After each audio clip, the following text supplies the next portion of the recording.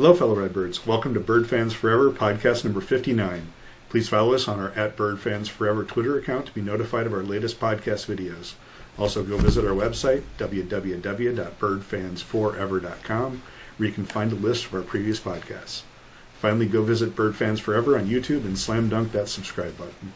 Our YouTube site has a Redbird game archive where you can find a classic Redbird game to watch. John's been getting videotapes from friends of the podcast and has been transcribing them to our digital library. Our guest for this podcast played 4 years at West Virginia State. He coached at University of Southern Florida, Youngstown State, Virginia Military Institute, East Tennessee State, and Tennessee State. He's entering his second season as a Redbird coach and was promoted to associate head coach prior to this season. Please welcome to Bird Fans Forever, Redbird associate head coach, Jason Slay.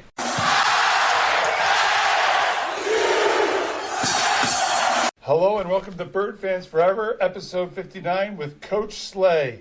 Jason Slay, he played for West Virginia State for 4 years. He started his last 3, and then he joined the Redbirds just last season as associate head coach.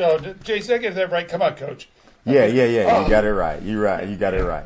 And that was just to clarify. I was assistant last year and got the title this year. Got the title this year. Okay, yeah. Perfect. Thank you for the cleanup. We've gotten to know Jason over the last 18 months. This has been awesome. I've been trying to get him on, and so this works out perfect with his schedule. They just had the exhibition game Saturday. They played well for an exhibition game. We'll call it well for an exhibition game. Look at Coach shake his head. Mm-hmm. So, all right, Coach, you know how this works. Yeah. First question, how'd you get to Illinois State? I worked for a guy named Jared Calhoun at Youngstown State prior to my last stop at South Florida. I was at Youngstown State for 4 years and is actually one of Coach Peden's good friends, Jared Calhoun, who is now the head coach at Utah State. So they were good friends. And at the time last year at the Final Four, I was actually looking for a job. And I met with Coach Peden. Did not know him. We played Ohio State when I was at Youngstown State, but I did not know him. But they would always be talking, and I would always hear good things about Ryan Peden, always good things. Knew he was going to be a head coach during his time at Ohio State. And when we linked up at the Final Four and sat down and, you call it an interview, but it was more a get to know, we kind of hit it off. We hit it off very well, very lengthy conversation about life, about basketball, everything.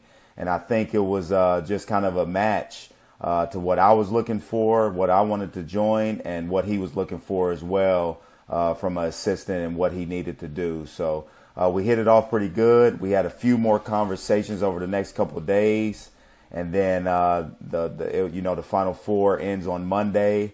I think he called me on Wednesday on his way back from the Final Four, and he offered the job, and I took it on the spot, and it's been really good ever since. So I'm fortunate, so blessed to be here, again, part of this situation that we're doing right now, guys. Fortunate and grateful to be a part of this. We love it here at Illinois State, my family and I. We love Bloomington Normal, and again, very excited about the basketball situation. So very fortunate for Coach Peden to give me this opportunity. So you didn't even take a visit like a player would, right? No, not at all. I knew. I started calling guys. My former boss at South Florida is from Chicago, and obviously he was talking to Coach Peden on my behalf.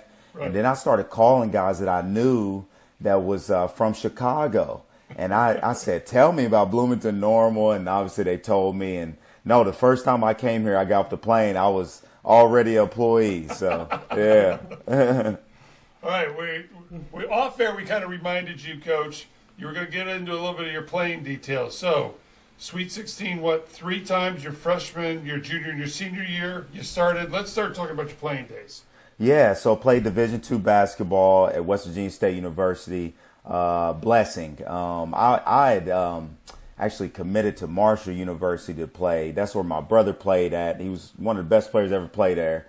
I was going to go there. The coach resigned after my senior year. So I didn't commit to West Virginia State until like June, which again, we started school in August. So again, true blessing, but went on and I actually redshirted my first year. Oh, really? Okay. Yeah. And then after that, I played and was fortunate to be a 4-year captain. It was kind of like the first time in program history, a 4-year captain. And it was not because I was the best player or even near being the best player, but I think I had some coaching qualities and wasn't afraid to speak up and do things like that, all the little things. And I think I got my players' attention, my teammates' attention at the time. And went on to have a great career. Won a lot of games, won over 25-plus games. As we said, Sweet 16, 3 out of the 4 years. Really cool experiences. I actually just went back 2 weeks ago because 2 of my teammates went to the Hall of Fame. And I wanted to be there for them. Yeah, so super, super fortunate. The coach that coached me is still there.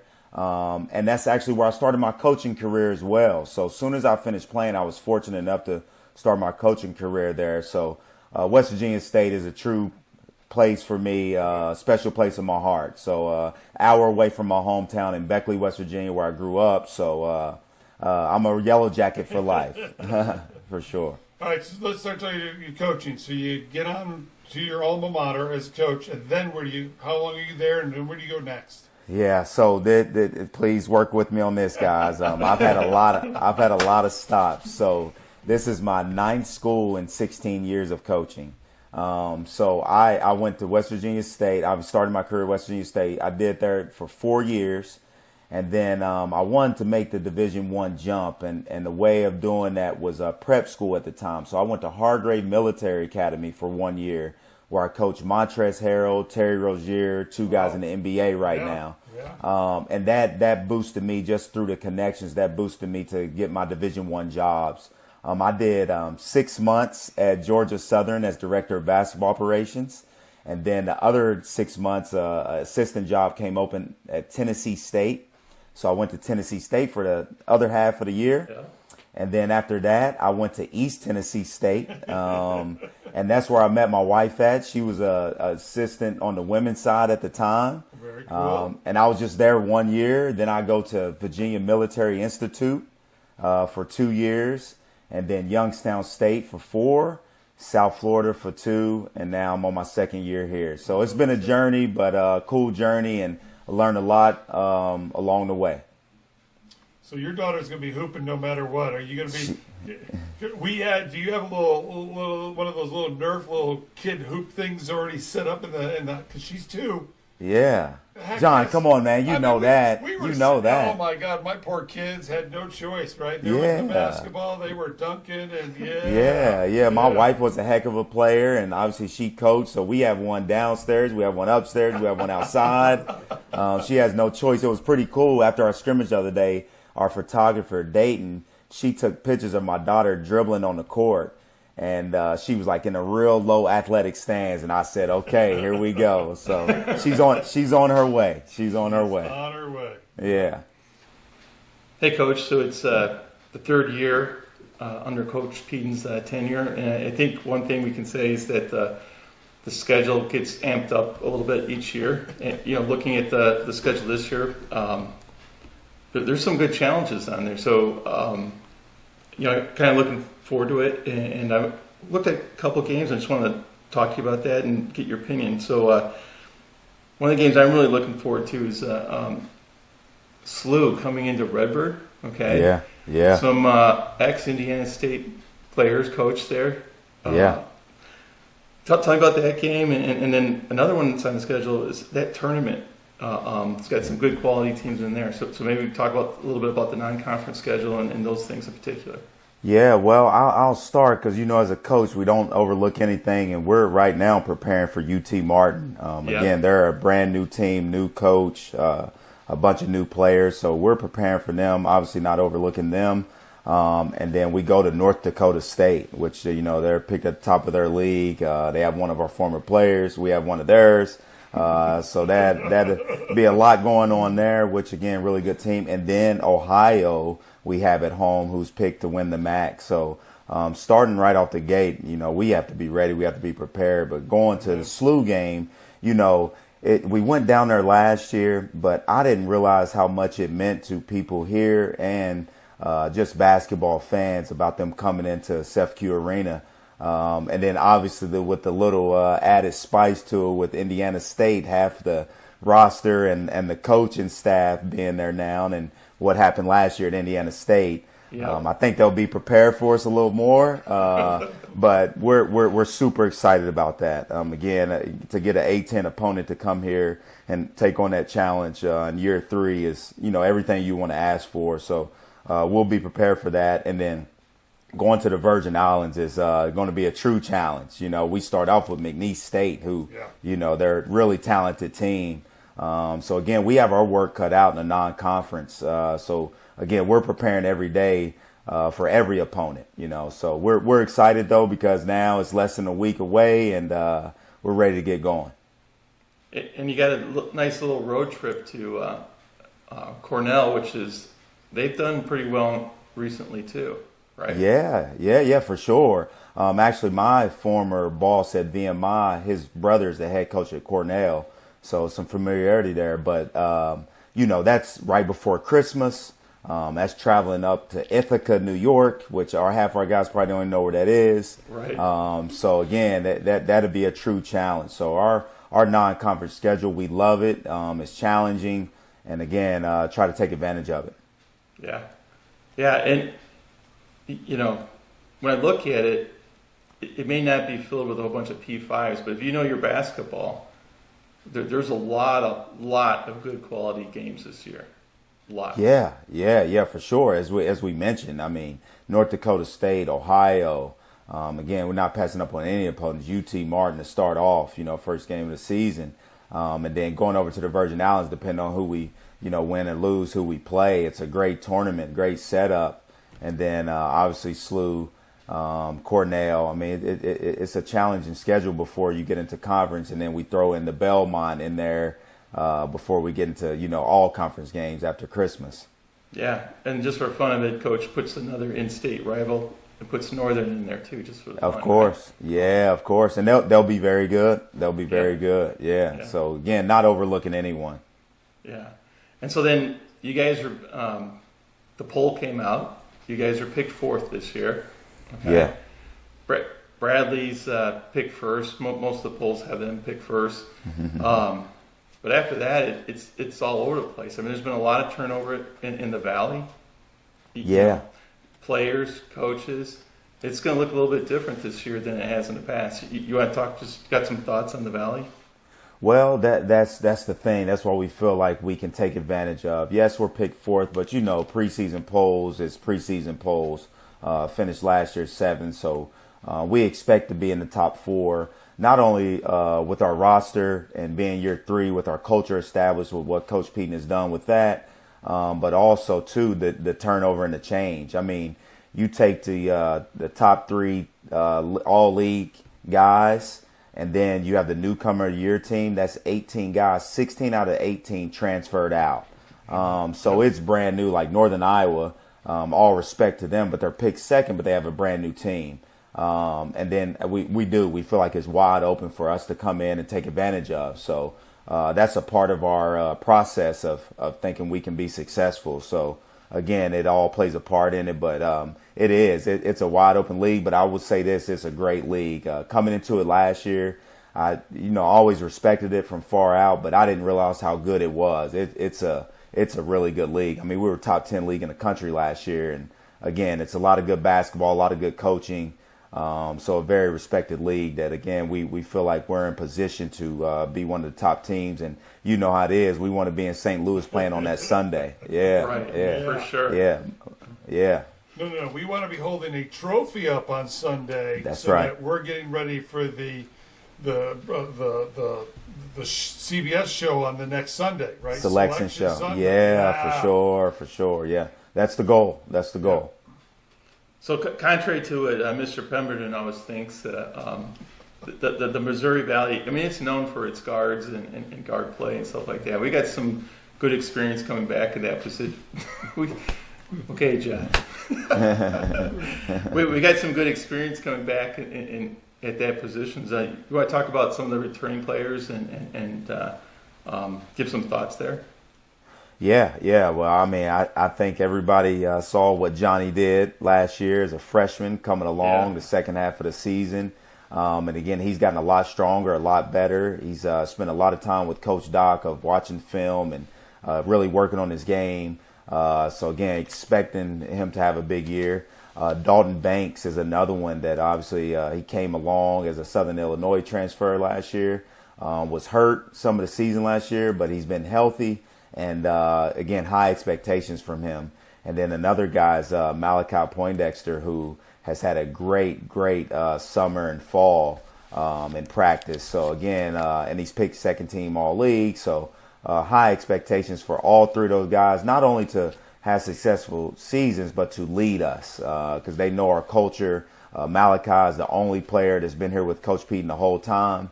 So again, high expectations for those guys. And then obviously the pieces we've added should fit in well with our success of what we're trying to do. Yeah, Coach, we're starting to hit we'll make sure we get all the players here, help you out here. Talk about, we'll hit Zero and Jack, freshman coming off the bench. I saw him at the girls' game on Sunday, and he pulls from the three. We were always taught to go down the court a couple times, break a little bit of a sweat before you pull the trigger. He didn't wait, did he? No, he didn't. I mean, as soon as he came into the game, but that's what he does, guys. Number one, he's a gym rat, but, when we recruit him, we know he could do it. But you know how this is as a freshman, it's always an adjustment. But the way he gets his shot off and he's 6'8" doing it, again, he's an elite shooter. So we are expecting good things from him. But not only that, but a great kid, too. Like he was in my office for 2 hours today watching film, just trying to absorb and learn everything. So he'll be a good player for Illinois State. So that was a point of emphasis, was the three-point shooting, improving the three-point shooting. we know, guys. All right? Okay. But let's not talk about last year. Let's talk about this year, right? Yeah. Some of the expectations and why we think it's going to be so much better than last year. Yeah. I think the first thing we addressed was the shooting. Coach Peden is an offensive coach, so like 29.8% wasn't going to cut it. So that's the first thing we did was address that in the portal with Bowden Scumberg, who came from North Dakota State, shot 36% from three last year. In conference guy, and Landon Wolf, who shot 43% for his career at Northern Iowa, and then he's been great thus far. Caden Bozer, who shot 41% over his career at Division II school. And then we also have Cameron Barnes, who was a portal transfer kid that's a 6'10" athlete. And then obviously Jack Doherty with the freshman class and along with Cade Norris. So we addressed the shooting. Again, I think our culture's in place, so that's what kind of drives us. We got great kids who do what they're supposed to do on and off the court. And then, again, we think we're a pretty talented group with even our inside presence with Chase Walker and Brandon Lieb, and Caden Bozer play that position as well. So we feel like we got a well-rounded team, a lot of pieces. I think we'll look a lot different this year. We'll play a little faster. We'll be a little more open floor and, a lot of space and playing for each other. So, again, I think the roster is everything we wanted to do. Now we just got to go out and do it. Yeah. All right, so it's big.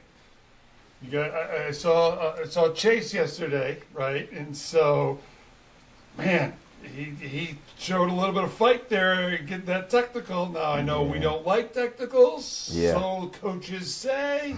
But, he wasn't going to get pushed around at all, right? And so... Yeah, not at all. Yeah, Chase... So did you guys give him a little chit-chat on that one, how to deal with that? Because it's tough. He's really, he's a sophomore coming in with limited minutes as a freshman, right? So Exactly. Right. And that's what we have to keep in perspective. We have high expectations for Chase, and we feel like Chase is going to have a great year, but he is still a sophomore that, like you say, played limited minutes last year behind Miles Foster. So, absolutely. Again, it's going to be a process. So, no, we're super positive with him, but we are holding him accountable and showing him the things that he needs to get better at, along with everybody else. But one of the things with Chase is we need him on the floor. So channeling his energy and not fouling is a huge piece for him to grow in, which, he is doing, though. Yeah. And he also told me you guys had a chance to work on double team it into the post. No, right? we didn't. Yeah, we didn't. And it's funny, we double team a little bit ourselves, but not the way that they did it. Lewis did it the other day. So, and we was designed that way where we didn't show our whole package. We didn't go over everything. Right. It was actually, Coach said it to the guys today. It was a blessing of what happened, that the game was close and we had a lot of film to work through today. So hopefully that benefits us in the long run. Absolutely, because you don't need a 40-point blowout, because then you don't see anything of value, right? How Exactly. do you work on the little things, and it's the video and all those little things.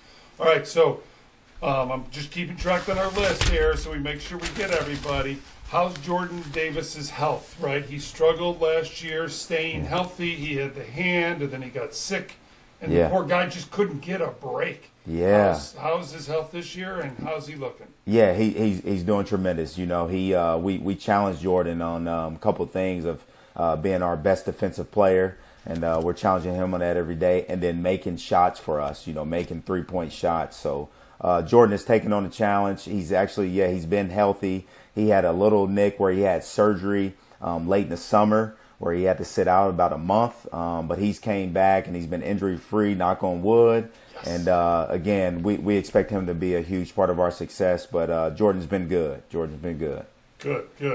I love Brandon's 3 dunks. Unlike last year, he didn't always go super hard. This time, loved it. He was up there like, everybody get out of my way because I'm coming through, right? Yeah. So talk about him a little bit. Yeah, well, we need him. And again, in a great way, Coach and our staff have challenged him, along with giving him confidence, because I don't know if he's had it. He was named the captain for us. He's never been in that position to be held accountable the way he has. And a big compliment to him and our strength and conditioning and nutrition staff. He put on 30 pounds since he's been here. So I think that's why you see a difference in him. But again, we expect a lot out of Brandon, so he'll play a valuable role for us. We need him to rebound, we need him to make shots around the basket, and we need him to be a connector for us. Yeah. And he did that in the exhibition game. I was very, very cool. All right, Ty Blake, walk on from Normal. Yeah. Ty is the ultimate teammate. His birthday's tomorrow, by the way. But Ty's the ultimate teammate. He has so much pride in putting the Illinois State across his chest every day. So Ty's a huge part of what we're trying to do here. All the guys love him. So again, we love Ty Blake. We love Ty Blake. All right, you kind of glossed over Bowden. He didn't dress for the game on Saturday. Hopefully nothing's really major.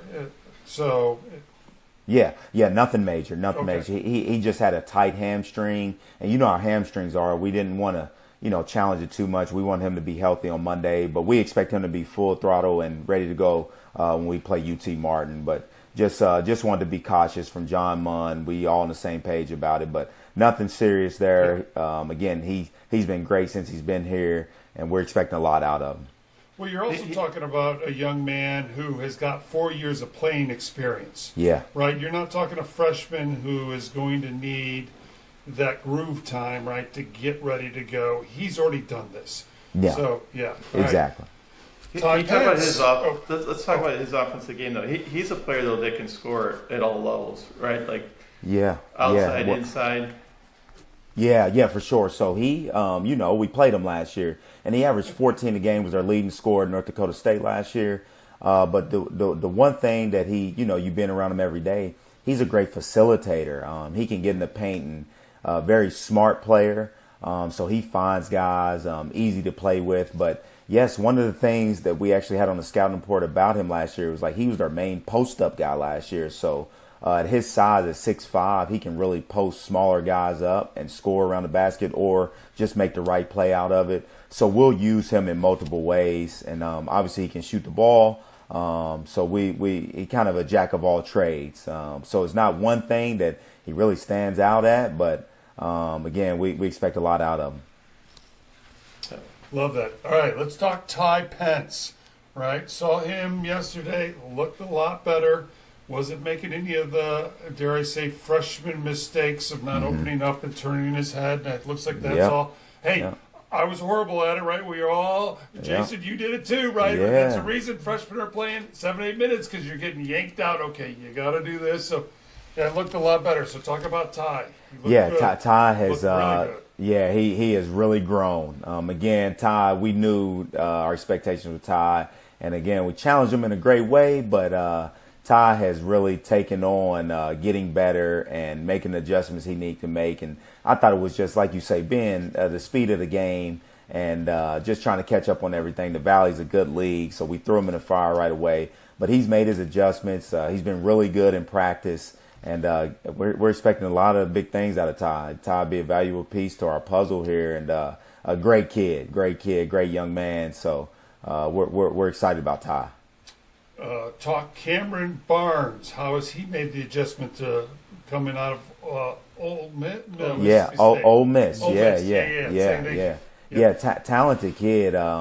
He 6'10", athletic, and he's different. That's part of the reason why we recruit him. He's different from anybody else. If I could compare him to anybody, but he's a little taller, but Kendall Lewis type. Again, long, agile, athletic, and we didn't have that on our roster. So he can stand out in that way. Cam, again, he's a work in progress. You know, he's a young and with no experience, so he's really like a freshman again. But obviously got a lot of good coaching under Coach Beard and that staff at Ole Miss. So again, Cam will continue to get better, and Cam will be a nice piece of the puzzle. And speaking of Kendall Lewis, he's playing overseas, and he was on our show. He's episode 54. We love Kendall. So, wow. Yeah. And he's having a baby November 30th. He's going to be dad. Yeah, he's going to be a dad. Yeah. So excited for him. Kendall's one of my most favorite players I've ever coached. Yeah. Love Kendall. All right, so let's talk Nick Feather, and we'll come back and hit the cards. We're doing the bigs first because, Jason, I'm sorry. It all comes from us, right? Yeah. Nick Feather, walk on from Hayworth. Yeah, so Feather, he's another one, like he's just, the guys have just gravitated to him, and it's just like, it's feel like Feather's been here for 3 years. We love Feather. I always tease him because he got this little calm over haircut, and he's always flipping his hair, but Feather's a big boy. You know, Feather's 6'8", 280 pounds. And he actually had a hip surgery late in the summer. So he's been working his way back, and he actually just got back on the floor just this past week. So, again, he's a work in progress, but great kid and fits in well with our culture. All right, Caden Bozer. Talk about him. I saw him in practice when I came to sit in on practice a couple Saturdays ago. Yeah. And love his fifth-year mentality and education, right? He got a couple of young kids up off of some fakes, and I was like, ooh. You got to find your feet, right? Yeah, exactly. Yeah, you see, John, you're right on. Super crafty player.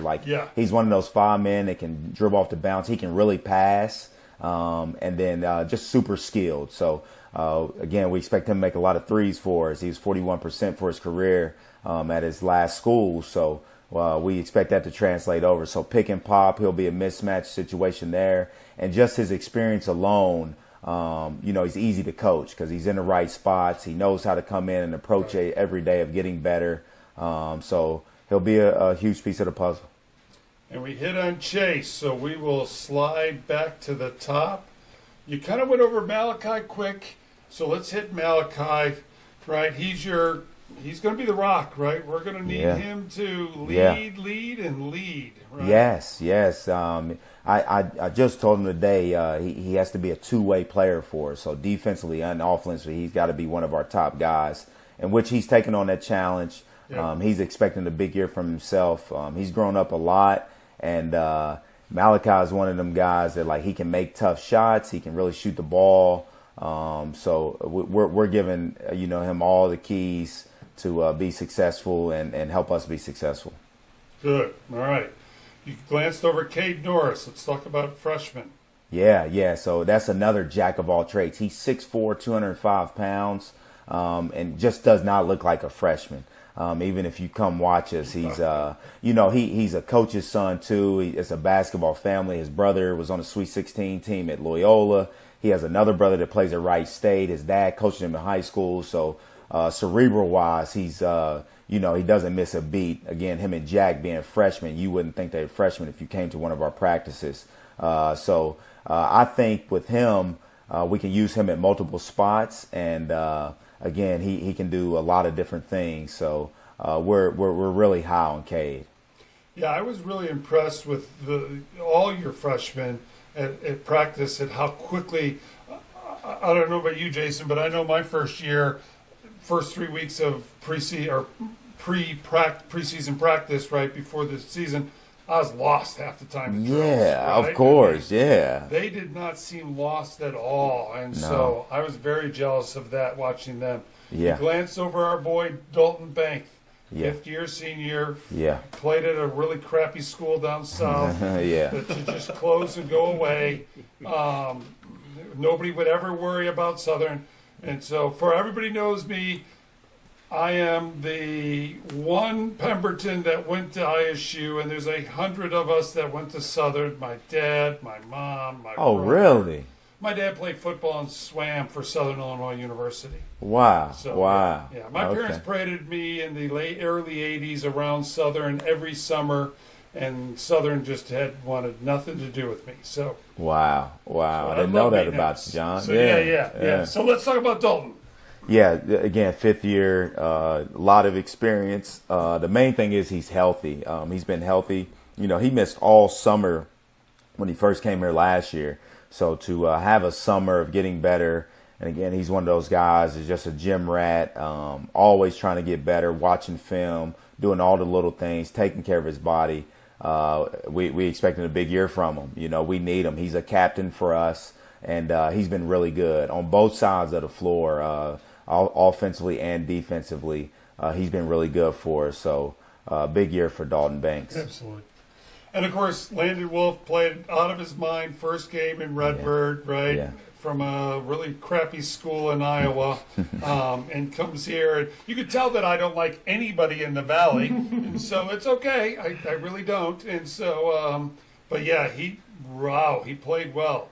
Yeah, he can really shoot, and again, that's what we knew about him. But Landon has a twitch that he plays extremely hard. We actually use the word like he's a little crazy, and like just diving on the floor for loose balls and bringing energy to our team. That's something you don't know when you're in the portal until you get around these guys every day.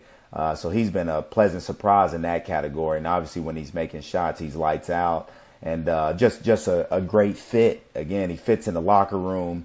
He loves our guys. He loves it here. His parents are always here. I just told him the other day they look good in red instead of that purple. So Landon, we expecting big things from. He's the type of guy that you love to have on your team, but you don't want on the other side. Yeah, for sure, right? for sure. Yeah. I mean, he went up and dunked one on in practice the other day, and again, just he can do multiple things. He's not just a shooter. All right, you glance over Johnny. We know what he could do from last year. What has he added to his game this year? I would say strength and playmaking ability. We actually needed him to score. Our scoring last year, so we needed him to score. A little bit. Yeah, so now having more pieces to the puzzle that can do multiple things and score the ball, we're expecting him to do both now. Facilitate and he's an all-time team player, so facilitate and score the ball. But his strength is the biggest thing that's been noticeable to where he can guard other people because, sometimes he got caught where he's a smaller guy and lack of strength last year. He got caught in some tough situations defensively, but I think he's addressed that. And, Johnny's the man. Johnny's the man. We love him, and, he'll have a great year. Yeah, I thought he distributed the ball very well and at times almost passed up a couple shots. I was yelling from the box, you ought to take. I get it, right? We're in an exhibition that happens. But man, he picked his points, picks his points on the floor to take those shots, but then also did a really good job of moving that ball around and getting other people involved, right? Yeah. In the Valley, you can't have a single scorer. I mean, unless you got Hersey Hawkins or somebody like that. That's right. That's right. Yeah. Johnny's a tough kid. So whatever we ask of him, he does. Hey, Coach, you just went through the team, and one of the things I kind of think about is the compositions look a lot different, right? You address the 3-point shooting, but you got a much more versatile team this year. Yeah. And so let's talk about how that versatility, how you can use that, and then perhaps how it looks different when you guys are running the offense. Yeah. Well, first of all, a compliment to Coach Pete and Coach Doc, who does our offense.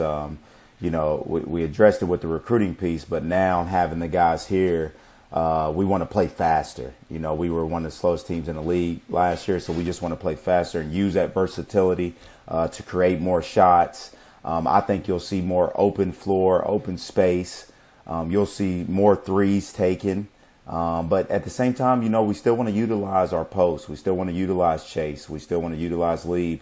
Because Chase he's a load in there and he's left-handed. But also we feel like that benefits us because now we can space the floor and now they have to guard him one-on-one.